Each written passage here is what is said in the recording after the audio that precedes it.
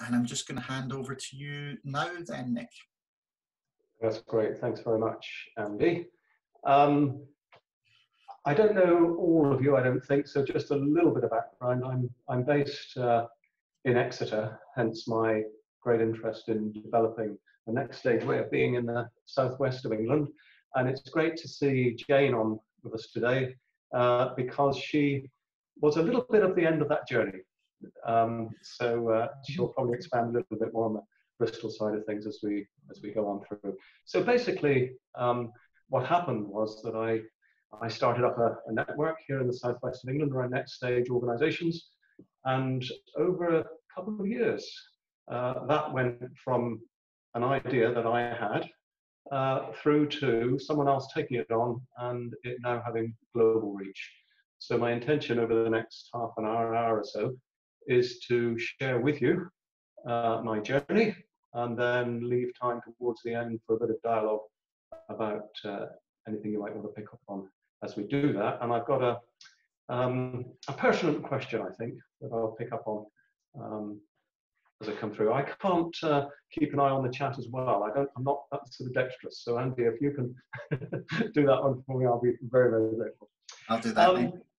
Okay, so my relevant journey, I suppose, begins back in 94, 95, when a friend and I, even though I was employed in the public sector, a friend and I decided to set up one of the first internet service providers in the UK. And the rise of that was meteoric. And I really enjoyed the sort of rough and tumble of commercial growth. And it does lead me to the question, which I'll explore with you a bit later, as to why next stage hasn't found that sort of meteoric rapid growth. Because of my commercial experience, I was then invited to work with the Inspector of Constabulary, because I was in policing, as they transitioned from just being an audit function to an organisational performance function. And that went fairly well, and Devon Hall became one of the best performing forces in the country. And as a consequence of that, I got invited to go to London and work in the Home Office with David Blunkett and successive Home Secretaries around police performance nationally. And again, we enabled substantive rapid improvement there, I think because the management was a bit floppy anyway. In that environment, we use new public management, which those of you that are still engaged with public sector will be very aware of. Basically, it's centralist control and it's quantitative measurement, and you're expected to sort of respond to the requirements of ministers. Now, for the policing, it shifted the way it worked. For local authorities and health, it certainly energized some of the management, but I also saw great distortions. I saw ambulances queuing outside of accident and emergency because as soon as they took the patient through the door, time was counted. I saw kids get arrested for minor offences because they were easy to deal with, and police officers got numbers for their arrests, which I thought was pretty wrong, really. But also in enabling performance improvement in policing around the country, I came to realise the importance of networks. So if there was a big problem with drugs in an area, and that was driving burglary or vehicle crime in an area, I found that if we could engage a network of the church and health and local authority and fire and police and business and so on, we could have much, much more impact on the locality. So that's what sort of first flagged my attention to networks, if you like. The public sector focus moved more towards budgets, come around 2006, and so I moved into Lean, which some of you will know is basically about mapping process and stripping out waste if you can. But then in 2011, the Conservative government were in power, coming into power, and they wanted more. And I thought, I don't see how I can deliver more. We've improved performance around quantitative measurement. We've improved performance around use of budgets. Where do we go next? And so then I went and started a master's at Ashridge Business School. Now, I don't know if any of you are aware of Ashridge, but it's very behavioral relational, as opposed to most business schools, which will give you structures, systems, processes, and models. That completely disrupted my thinking about organizational behavior. And it left me in a bit of a hole, really. I couldn't take it, the learning back into Whitehall, certainly. I couldn't take the learning to Africa or the Middle East or the US, where I was doing some work at the time, so what did I do? And just by coincidence, I was at the RSA when Frederick Aloud turned up and spoke about reinventing organizations. And that really chimed with me, but it still left me with this void. You know, what do I do with this information? I can't take it into policing or Whitehall or wherever it doesn't fit. What am I going to do with it? And then that's when I came up with the idea of trying to make the southwest of England a crucible for that way of working.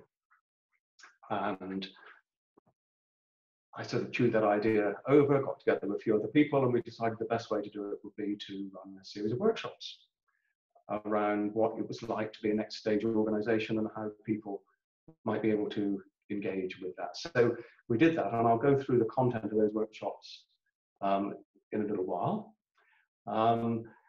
We got the support of the RSA Fellowship, which I guess gave us a bit of credibility. And I think when you're developing network, it kind of needs a bit of credibility from somewhere.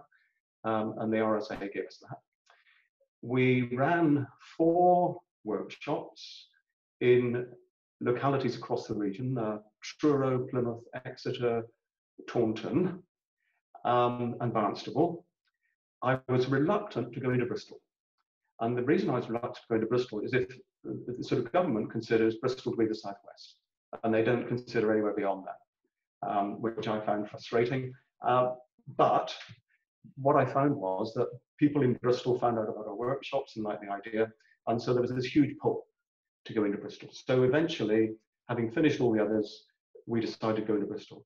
And what happened in Bristol, without any real effort, was that all of the workshops were oversubscribed. We had to limit them. I think it was 30, Jane, I think that room took, wasn't it, thereabouts? Yeah. And so every time we had 40 plus that wanted to come along. So we had to limit it. And each workshop was really energized with a lot of enthusiastic people. So it kind of already began to pick up a rhythm of its own. And one individual in particular who came to those workshops had already experienced next stage working in New Zealand. And at the end of the workshops, I said to the audience, you know, okay, it's now down to you to take it on. And Mark decided with some of the others that they would like to take it on. And they went on and ran some of their own workshops. And then Mark in particular decided that he would like to pick up the whole thing and started to sort of pull people together, to broadcast ideas. And then did he buy Reinventing Work, Jane, or have you bought it as a group? No, I'm not sure. I think it might have been him and Mike Dunn. Right, okay. But anyway, they got hold of Reinventing Work and they networked globally. And now there are, I don't know what he's calling them. Is he calling them chapters, groups? I'm not sure. But certainly in the US, in Australia, Middle East, all over the place, there are people who have got similar interests to ourselves. What is quite interesting for me is that the biggest lump, if you like, of interest, I think, is private sector. I'm not aware of a huge amount of public sector activity. Again, Jane, what's your perspective on that? You get a mix along, so I'm involved in the Bristol one primarily, so it feels like there's a bit of a mix in terms of the people that are coming along, but I think the people that can take stuff forward tend to be in the private sector rather than the public sector.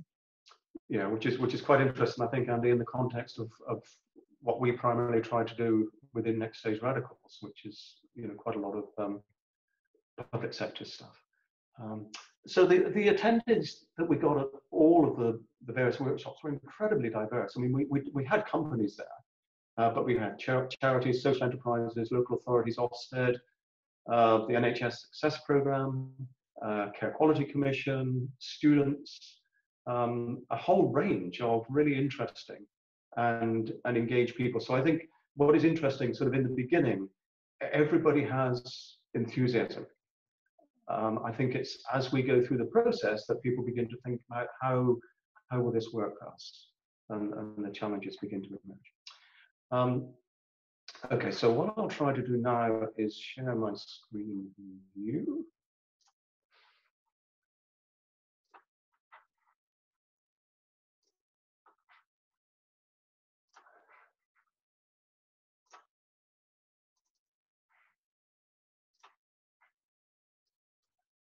Okay, so just to go in a little bit to the structure and content of the workshops that we did that engage people, and to give you a little bit of background of where I came from on this.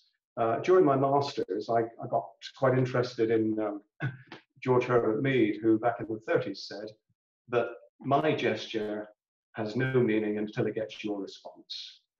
And then Rolf Stacey in the 70s, who's a complexity theorist, picked that up in the context of organizations and said that organizations are one great big mass of gesture and response. And then one of Stacey's PhD students picked that up further to look at leadership and identified that actually leadership is working with the paradox of being in control and not in control at the same time. And I think we've all sort of experienced that within the next stage stuff that we're doing. So we formed a set of 4 workshops. The first workshop was just an introduction to the concept of organizational self-management in the way that Aloud articulated it.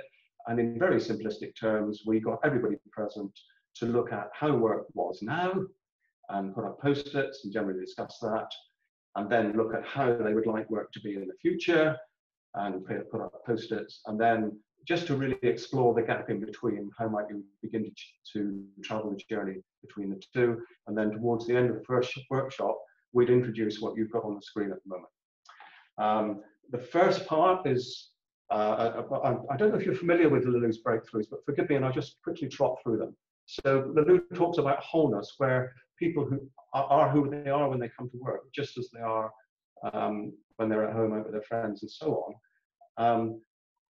But within that, they use responsible autonomy so that we don't have absolute chaos for everybody doing just what they want.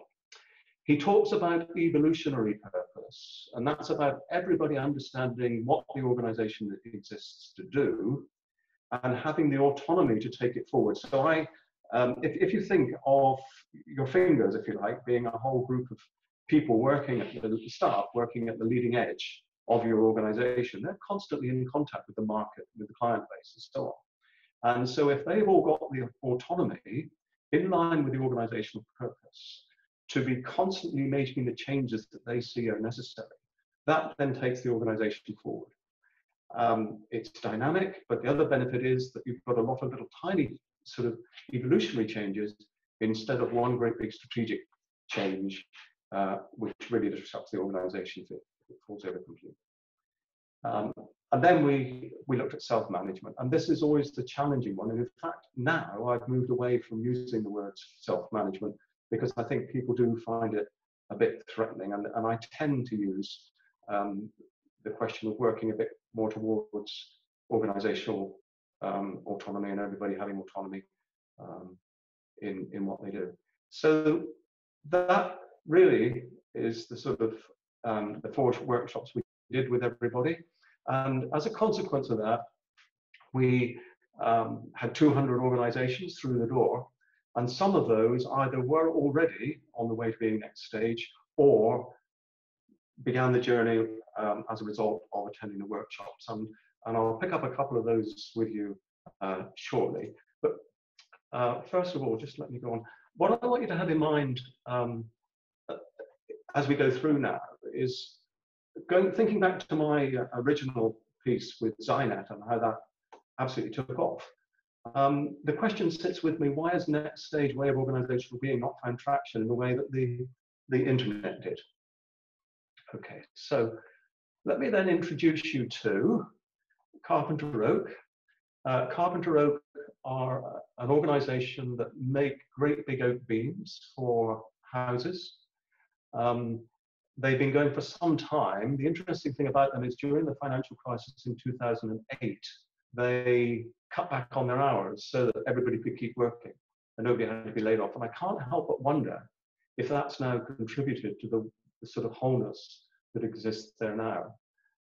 Stuart, who's the big guy with the beard, he came down to our workshops in Plymouth, very excited because he'd been traveling all over the world just to talk about and engage with next stage type stuff because he was struggling to find it in the UK. So here's a little bit about the way Carpenter Oak is.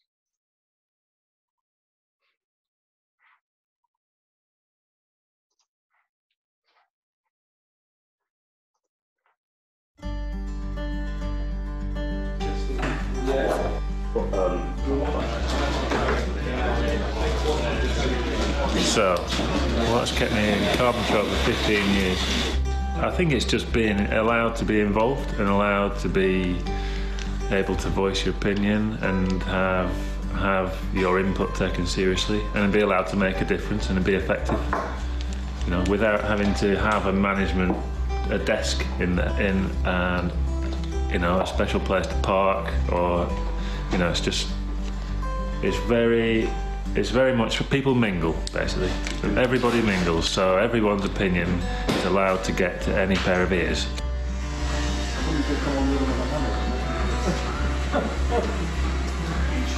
How does it feel to be working here?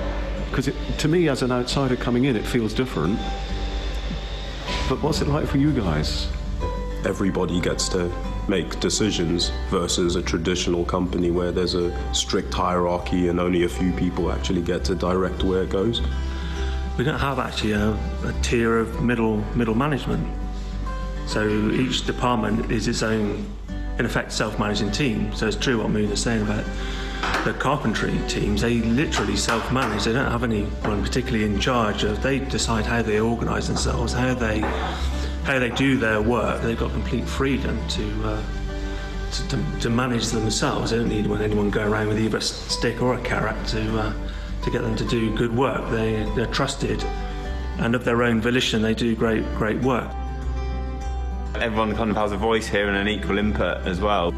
There's like nobody in the company that isn't like going to stop and have a chat with you. This consultancy ethos is really important to us. So people feel like they're included, they belong, they have some kind of input. Everyone wants to be challenged, don't they? And everyone wants to be happy. You know, and I've spoken to friends who've got jobs elsewhere, and they're saying they don't like going to work or have that sort of Sunday evening blues, you know, going back to work. And yeah, I never have that, and I can't envisage working somewhere where I did have that. So yeah, if everyone wants to be in a place and everyone's working for sort of common goals and for the place to succeed, then it can only be a good thing. Yeah, I feel very, very sort of privileged and blessed, and I will envisage that I'll be working here my entire working career. I don't want to go anywhere else. I'll just love it, yeah.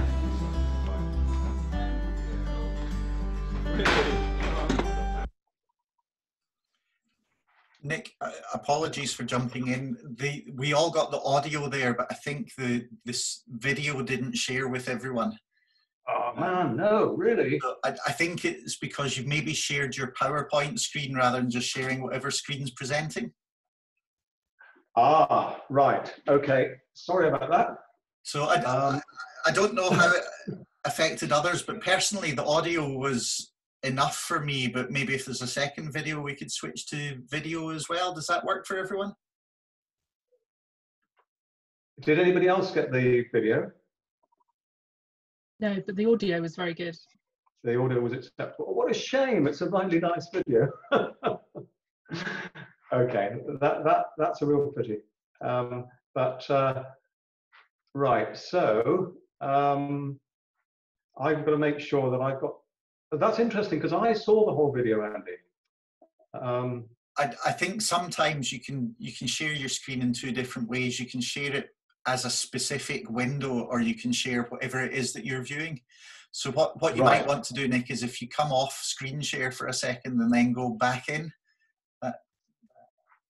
Yeah, okay. And then when you go back in, it should give you a different option, I think.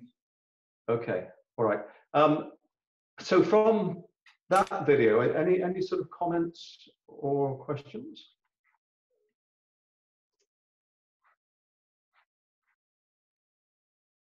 Oh, I see. Yes, and I did, because I had a full screen video and I wasn't getting the chat, which is a real nuisance. Okay, let me try again, and we've got another one. Now this one really is about leadership, and the interviewee, Becky Wright, has run for a number of years an organisation called New Leaf Life Design, and they do well-being and coaching and so on. I think she's got 40 odd associates that work with her.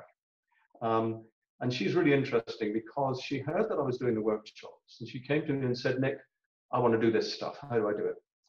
And I said, Becky, I can't just tell you how to do it. You've got to go and you've got to sort of live it. You've got to experience it. So she went away, and 6 months later had another call, another invite for coffee, and we again met in the Castle Hotel in Taunton. And she again said, Nick, how do I do it? Give me a model, give me a template. And again, I said, no. And so we went our separate ways. And then I made these videos, and I said to her, can I come and just make a video of you, just talking about your journey? And she said, sure. So then a month went by, and I turned up with the cameraman to do the interview. And we sat down and we started to talk, and she just found her way. And it's a really, really insightful interview on leadership of the evolution to a next stage organization. And Becky now has won a number of other fairly substantial contracts and won a business cultural change award for the evolution into the next stage. So this time, we'll keep our fingers crossed that you're going to get the video. How am I going to know if you don't get the video, Andy? So I'll come off mute and just shout. Okay, right. Let's give it another go. So share screen, optimize video. That's okay. Into this one. Up to that one.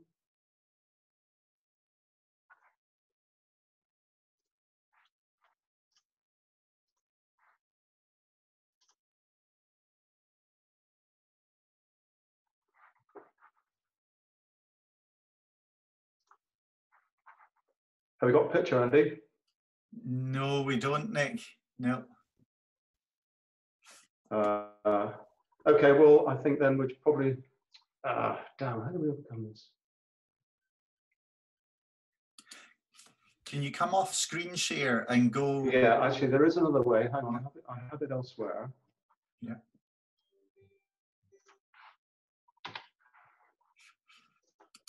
Let me try coming at this another way. Maybe Andy could click on it and play it, if that's going to work. Oh yeah, that's a point, Andy. Yeah, do you want to just paste that link into the text box, and I'll have a go from there. Let's do that. All right.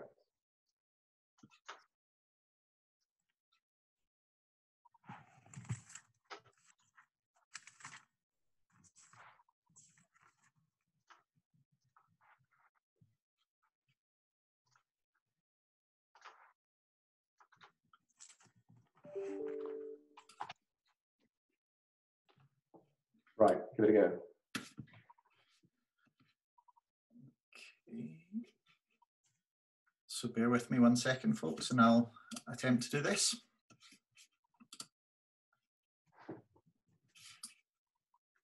Just please shout at me, anyone, if this is not working. I certainly leave a long time ago.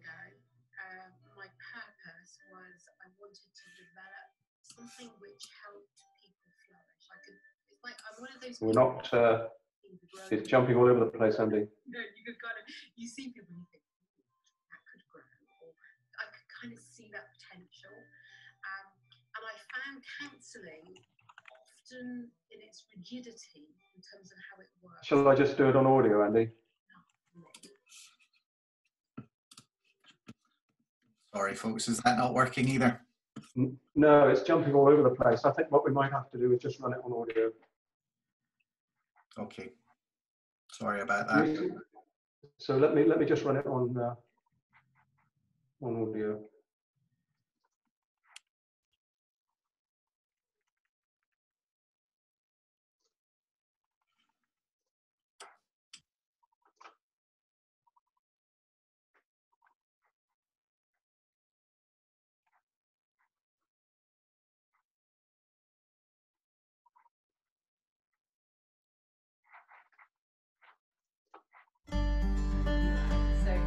Are you getting it, Andy? Getting audio now. A long time ago, my purpose was I wanted to develop something which helped people flourish. It's like I'm one of those people that can always see the growing points in others, you know, and you could kind of, you see people and you think, ooh, that could grow, or I could kind of see that potential.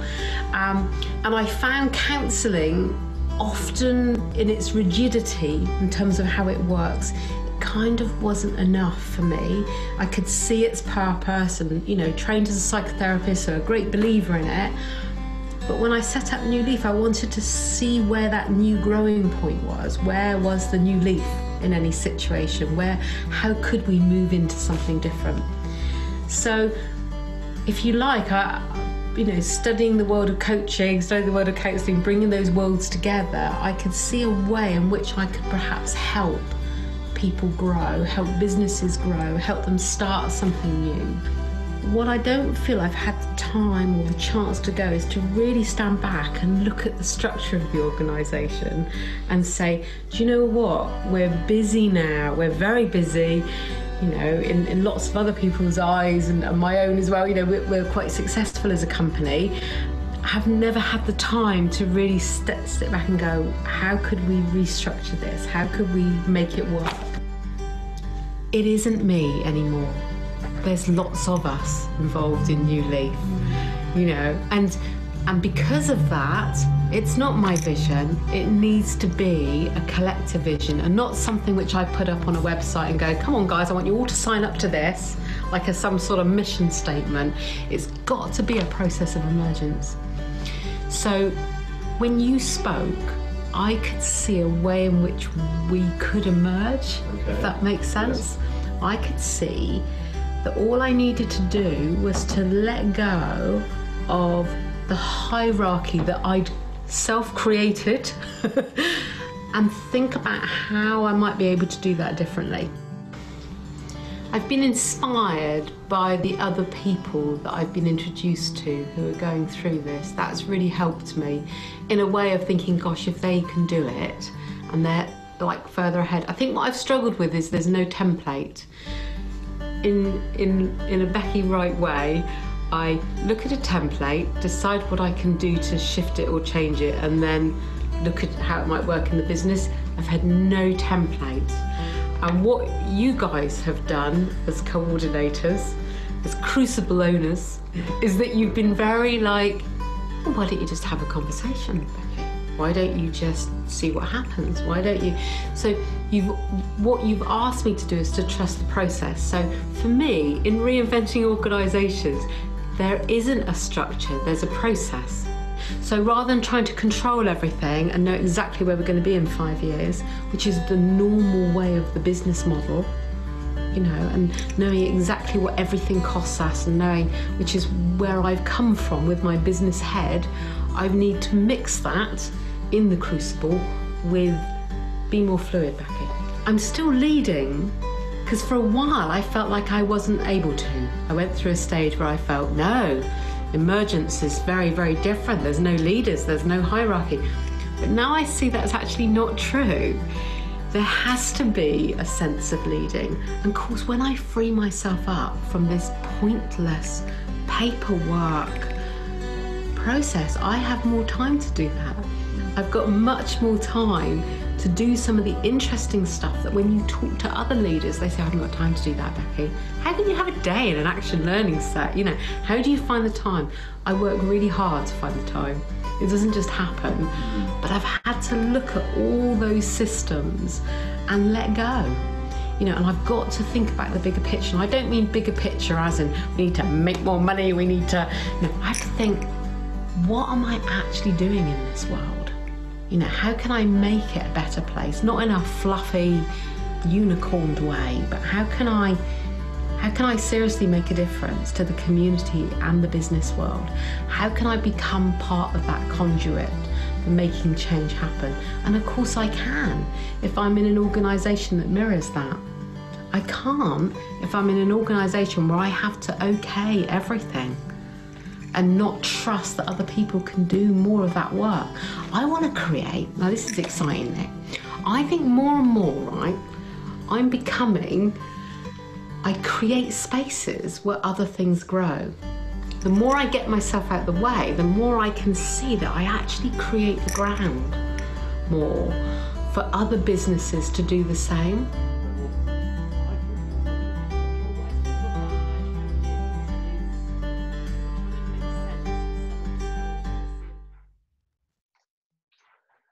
Okay, did you get the audio on that one? Good. Okay.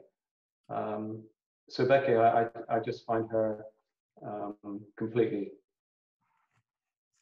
incredible in her energy and so on. So on the, oh, hold on. I don't know if you're getting it, but I'm getting the video again. Let me just try to get rid of that one. So, okay. Any questions, any comments, anyone?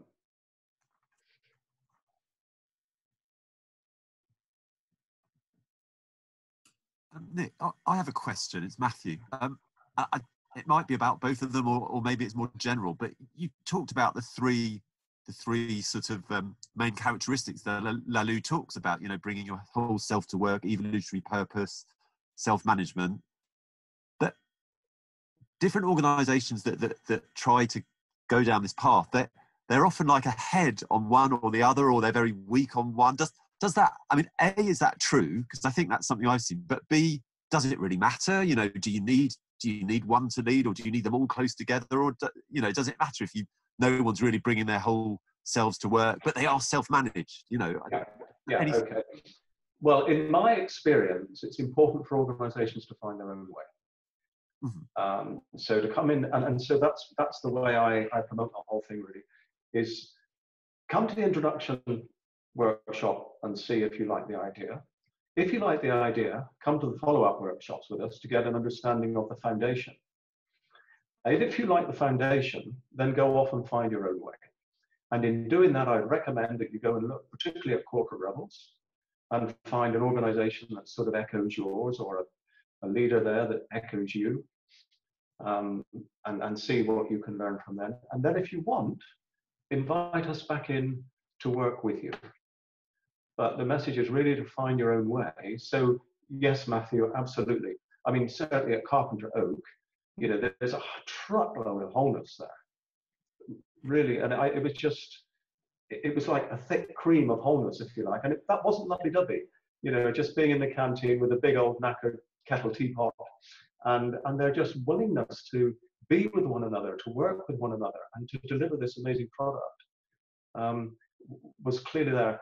And from that, for them, came the self-management, because the leadership didn't then feel a need to command. And they had an MD, and I think they had a financial director. Stuart with the big beard was the MD, so he was keen to just let them go on anyway. Yeah, so people move along at different paces, and I never aspire with the organizations I've worked with to push one or the other. I find it is much better if you just let it emerge.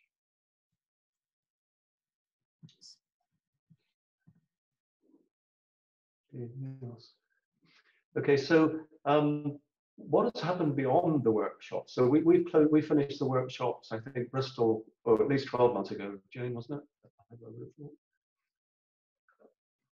2 years ago. Yeah, okay, so Reinventing Work had just celebrated its second birthday as a network. Yeah, okay. So then I went out and I did some other stuff. I had a friend with health problems. I sort of stepped away a little bit from the next stage stuff. But I've come back now into the health space, and that has been fascinating, because I was asked to go into a locality to enable a group of people, cross-agency staff, so GP, community nurses, care home nurses, what we call village agents, paramedics, and so on, all in the health and care sphere. If I could help them work as a self-managing team to enable them to cope with the demands of COVID. And I said, yes, of course. And that was 12 weeks ago. The actual contract has only come through today. And I've had 2 one-hour conversations with these people, and there are 30 of them.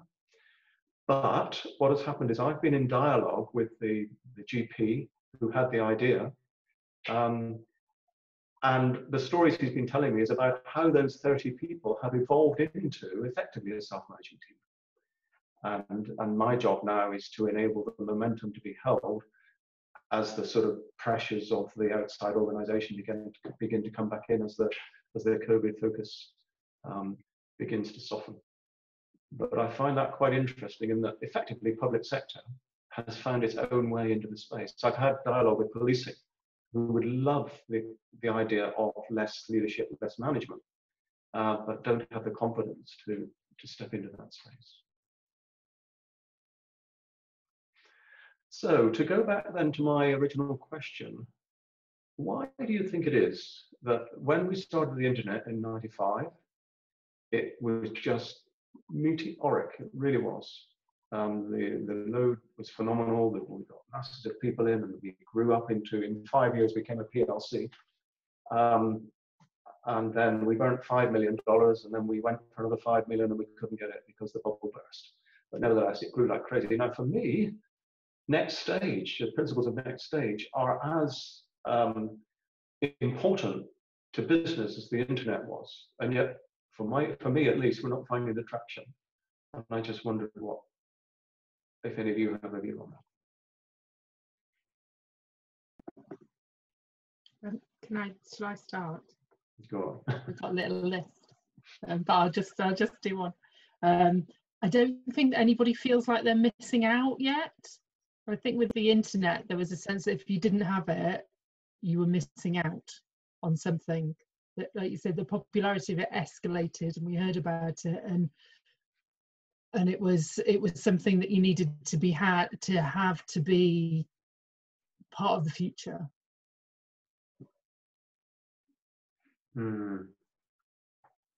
Yeah, that's interesting, isn't it?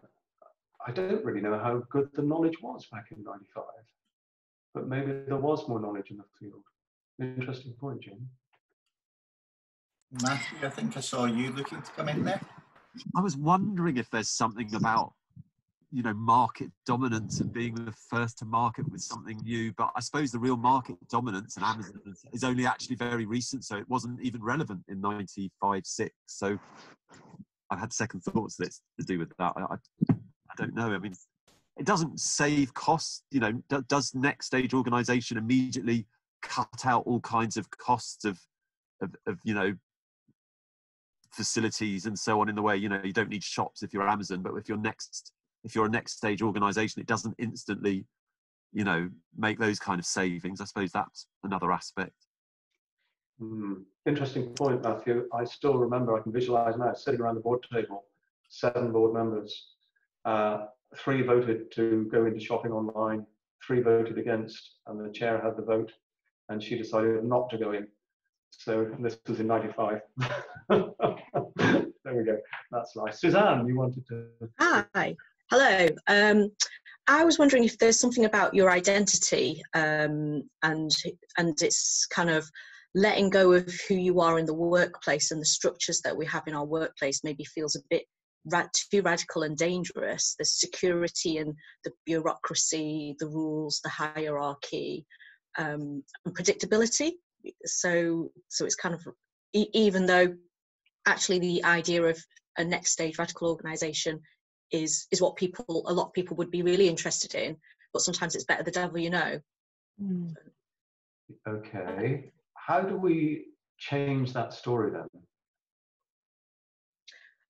I wonder if there's something about some of the organisations, like on the videos where we heard the audio, is that there's a level of consciousness and awareness of their wholeness and things related to their wholeness side, and so they see beyond the structures, the organisation, the processes, the templates, and really feel how the wholeness links to what they do day in, day out, and how that helps their business.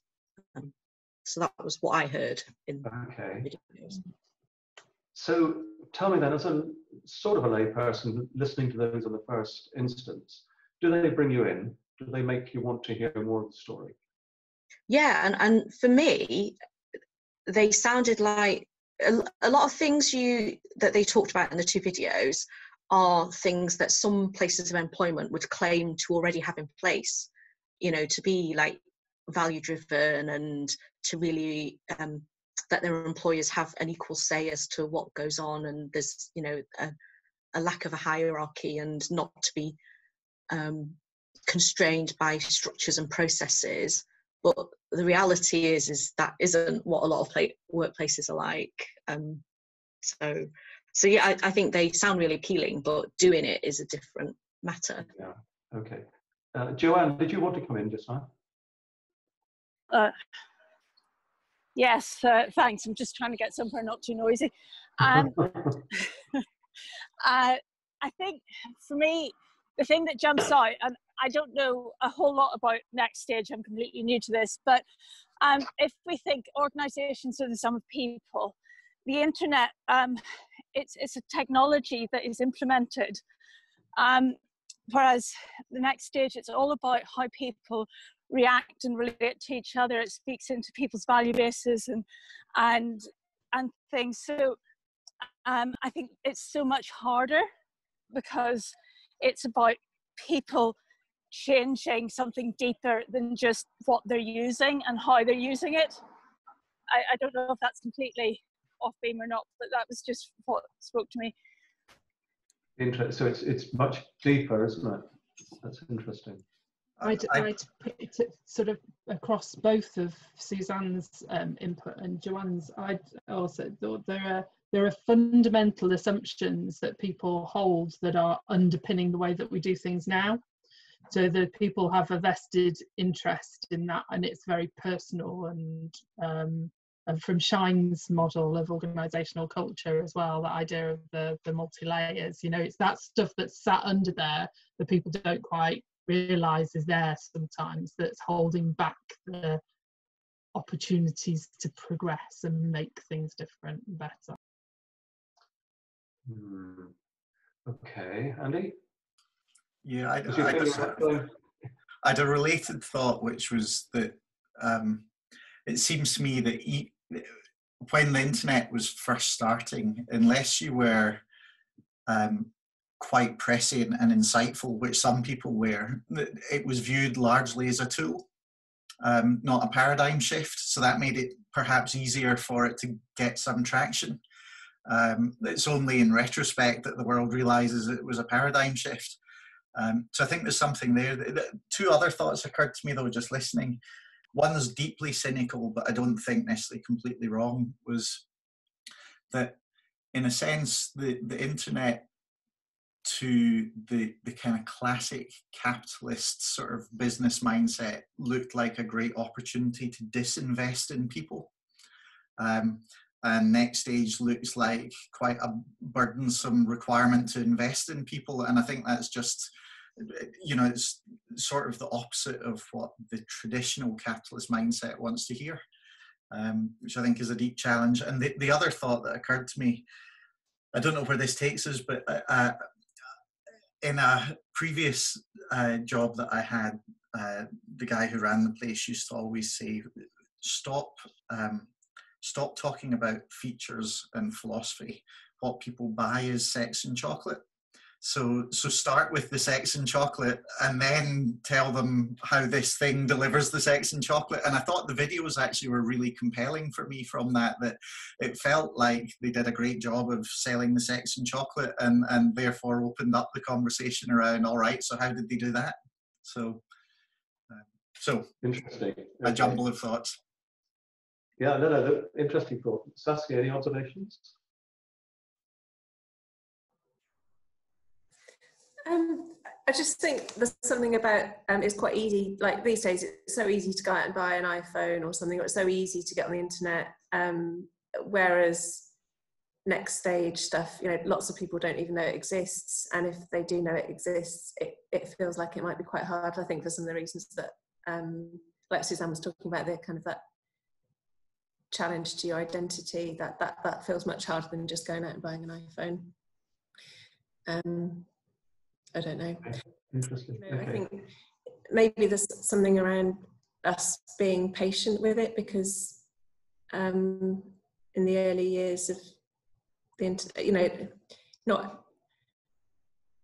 perhaps we're just at that stage in the graph before it kind of really takes off, and perhaps we kind of just need to stick with it and not just expect us to be up at the top of the graph straight away. It's kind of easy to think about the last 20 years of the internet, and it all just feels like it's so obvious, but actually maybe we just need to be patient with this. I think that's a very valid point, bearing in mind it was 95 when I stepped into the space. You know, so that's a good few years ago now.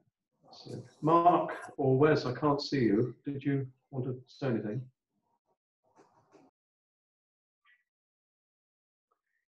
Apparently not. So just really to go full circle, perhaps back to Jane, and perhaps your reasoning. Well, why did you step into the workshops in Bristol, and what value, if anything, do you think they added for you? Three reasons I think I stepped in the first place. One, I'm an RSA fellow.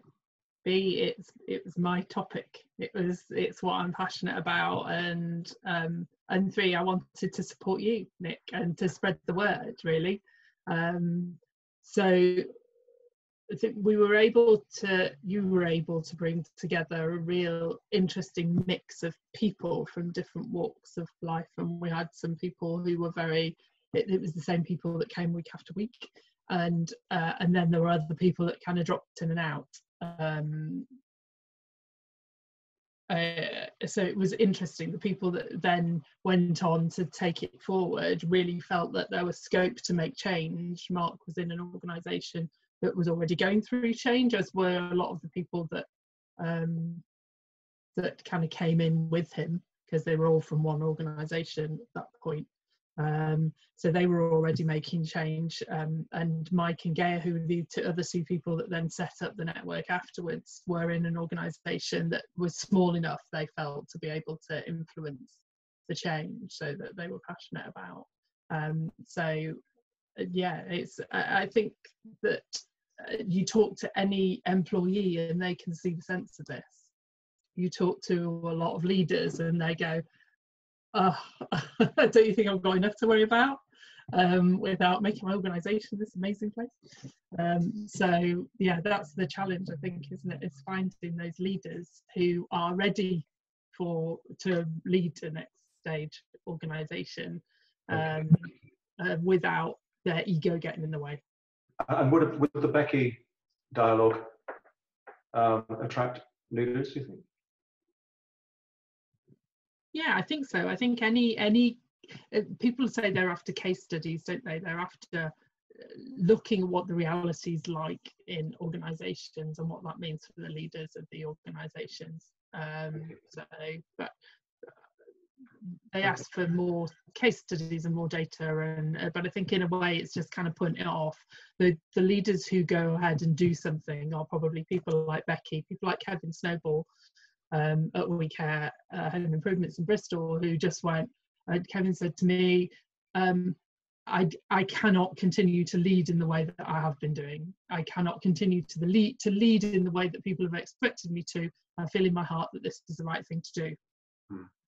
And I just need to go for it. And I think that it's that you know, they've got to be kind of at the tipping point already in a way, and looking for solutions. And this is a great way, a different way to run a company. Interesting point. Okay, so Mark, I saw your comment in the chat, so I'm waiting now to see your mute button go off, so that you can say your bit.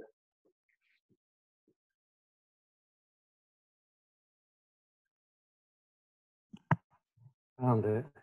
Hi. I'm not sure what else to add, really. I quite like the sex and chocolate stuff from Andy. It reminded me of sell the sizzle, not the sausage sort of stuff. I mean, you know, I think Saskia made a good point. We all talk about change as emergent. So why would this be any different? And it was also reminded me of some of the great innovations that we've had were designed for completely different purposes. So think about something just like the remote control. It wasn't now it's just a feature. It's just something that we all have. but it was designed specifically with people with mobility problems in mind. So, you know, there are all sorts of reasons why it might not have the traction that you might expect. The other thing for me on a personal level is I find that I have to pay attention myself to what I do, and that is hard because you've got, you know, when I think about what I was brought up in, it was new public management targets, all of that stuff. And for years, I managed my, I considered my career a success based against those kinds of criteria. So it's no surprise that even with someone like me, who, like, you know, I'm really interested in it, I want to do it, but every now and again, you find you're checking yourself, and also the people that that you're working with have maybe had similar experiences. So there's a little bit of letting go for everybody. It's not just an ego thing, I don't think. Personally, I think there is a, you know, an inbuilt kind of learnt helplessness, whatever the version of that is in this context. That you've got to overcome as an individual. So I'm just conscious on my own reflections that not only do I have to check myself, but I wonder sometimes if I'm also up for it, up to the job of doing it. Do you see what I mean? If that makes sense. So the whole thing about being honest with what you're capable of doing, not just you know, what others are as well. So. And I do wonder, for me, the stuff about, I have a question mark about this wholeness stuff and bringing your whole self to work. I'm not sure about that. You know, there was a phrase I heard the other day that it was something, there's a difference between working from home and living at work. And people actually like the idea of making a distinction. You know, there is sometimes a need for separation. So that's just, I mean, not it doesn't answer the question of traction stuff. That is just an observation for me about maybe the elements of it are difficult for people for a number of reasons. Certainly, they are the difficulties that I personally experience. Okay, Andy. Just wanted to pick up on Mark's point about how challenging it can be in terms of feeling like we're personally up to the challenge, because I think while this isn't the norm, if you like, it's actually harder to do, because a lot of the norms that exist and the structures and so on mean that you're actually kind of pushing uphill rather than going with the flow. So I think there's something about giving ourselves a break in doing this sort of work as well, and not expecting too much for yourself. And where that took me in my thoughts was, you know, when we ask the question that you've asked, Nick, which I think is a good question around, you know, why is this not getting the traction the internet got? I think there's maybe also something around considering what's the best measure of our success in trying to bring this about. So the thing I've written in my notebook is, you know, should we be judging ourselves against the distance that we've covered or the direction that we're going in? So in other words, you know, how far have we got versus are we going in the right direction? And it seems to me that if I take a directional view rather than a distance covered view, actually the world has transformed. I think, you know, the ease with which you can have the conversations we're having now versus 5 or 10 years ago is transformed. And I think the world is so much more full of this conversation that's a mark of success. So that was one brief thought. The other thought, just since I've got the floor for a second, was I really am taken by Jane's comment about fear of missing out. And I think there is something about really lifting up and celebrating the examples, however small, so that people can see that there's lots of this out there and that actually good things are happening, and that, you know, there is something that they're missing out on, or at least that there should be less fear about giving it a go. Interesting. I think then that makes me realize that we perhaps need to look more at telling the stories for now, rather than chasing the market. Which I find this really a useful conversation. So thank you for your. I think we're just about up on time, Andy. I apologize about the videos. We actually tested it 20 minutes before. So there we go, that's live. But Andy, can I hand back to you? Thank you all very much. We did. So we've got a minute left. So just to say thanks to Nick and thanks to everyone. Personally, I've enjoyed that conversation. I really enjoyed the videos, even though they didn't have the video bit to it. I wonder, Nick, would you be prepared if you shared the links with me? I could circulate them following this. Would that be okay? Yeah, definitely. Yeah. No problem. And everyone, as always with these, it's really useful to get any feedback that you want to offer. So you can either put that in the chat, or you can email me with feedback, or whatever is most convenient for you. But thanks for taking the time to do this. Thanks, Nick. And I think we'll just call it quits there, shall we? Thank you all, and good to see you, Jane. And Matthew, haven't seen you in a while. Bye-bye. Well, thank you, everyone. Bye.